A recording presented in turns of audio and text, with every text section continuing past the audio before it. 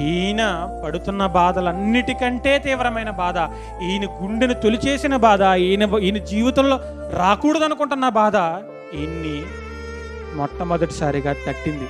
అప్పటి వరకు ఎక్స్పీరియన్స్ చేయలేదు అలాంటి బాధ ఆయన, అప్పటి వరకు అనుభవించలేదు అలాంటి బాధ ఆయన.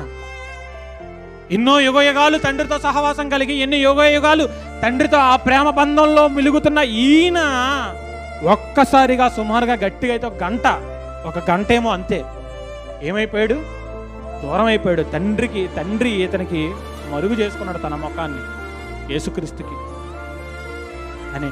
ఆ గంటకే శరీరం ఒక పక్క నుంచి బాధ పెడుతున్నా, ఆత్మ సంబంధమైన బాధ ఇంకొక పక్క నుంచి బాధ పెడుతున్నా, కిందన్న వాళ్ళు ఇష్టానుసారంగా మాట్లాడుతున్నా, శిష్యులు విడిచిపెట్టి వెళ్ళిపోయినా ఈయన ద్వారా మేలు పొందిన వారు దూరంగా ఉండి చూస్తూ ఏమీ చేయలేని స్థితిలో, నిస్సహాయ స్థితిలో బ్రతుకుతున్నా, ఎవడు ఇష్టం వచ్చినట్టుగా వాడు మాట్లాడుతున్నా, ఈయన శరీరాన్ని ఇష్టానుసారంగా నాగలితో దున్నిన విధంగా ఈయన శరీరాన్ని దున్నేసిన, మేకులు కొట్టి శీలలు కొట్టినా, సిలువకు వేలాడదీసిన, ఇవేవి ఆయన జీవితంలో అత్యంత బాధ కలిగించలేదు.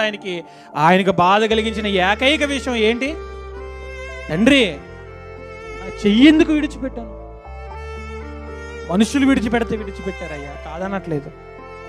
నిన్ను నమ్మిన వాళ్ళు విడిచిపెట్టారు, కాదనట్లేదు. ప్రేమించిన వాళ్ళు పెట్టారు, కాదనట్లేదు.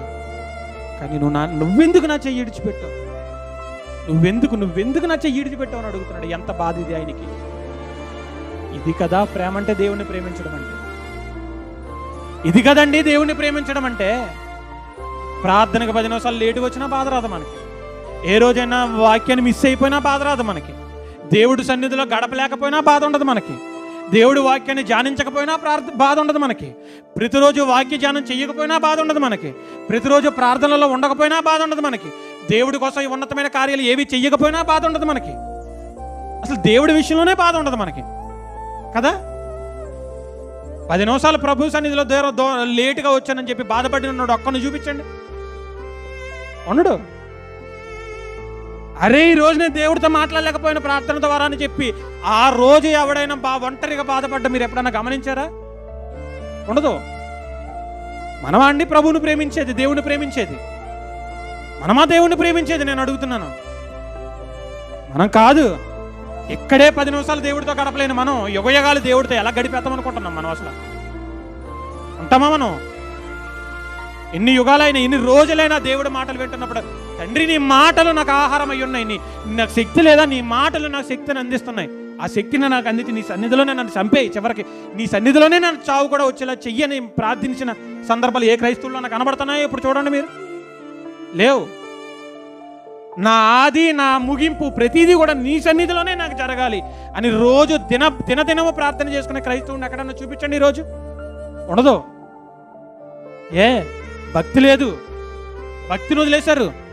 4-5 రెఫరెన్సులు చదువుకోవడం, 4-5 వాక్యాలు చదువుకోవడం, 4-5 ప్రసంగాలు ఏంటో, అబ్బో మేము గొప్ప సత్యవంతులు, అబ్బో మేము గొప్ప భక్తి పరులం అని అనుకోవడం, తెల్లజీరలు కట్టుకోవడం, తెల్ల బట్టలు వేసుకోవడం, ఆదివారం వెళ్ళడం, వచ్చాడు, ఇదే భక్తి అనుకుంటున్నారు చాలా మంది. భక్తి దేవుడికి దగ్గర చేసేది సుమా, గుర్తుపెట్టుకోండి. భక్తి అంటే దేవుడికి దగ్గర అయ్యేది, దేవుడికి దూరం అయిపోయేది కాదు. దేవుడు అంటే ఏంటో లెక్కలేని విధంగా తయారైపోవడం కాదు. భక్తి రావాలి మనకి. ప్రభు ఆ బాధ చూడండి, ఆయన ఎన్నో విడిచిపెట్టాడు, ఆయనకు బాధ లేదు, అవన్నీ బాధ కలిగించట్లేదు. అత్యంత దారుణమైన బాధ ఆయన జీవితంలో ఏదైనా ఉందంటే, ఒక గంట కూడా ఆయన సన్నిధిని ఆయన విడిచిపెట్టి ఉండలేనంతగా ఆయన పడుతున్న బాధ ఉందో చూసారా, అది ఆయన జీవితంలో బాధ. మనం కూడా ఆ స్థాయికి వెళ్ళాలి, మనం కూడా ఆ స్థాయికి వెళ్ళాలండి.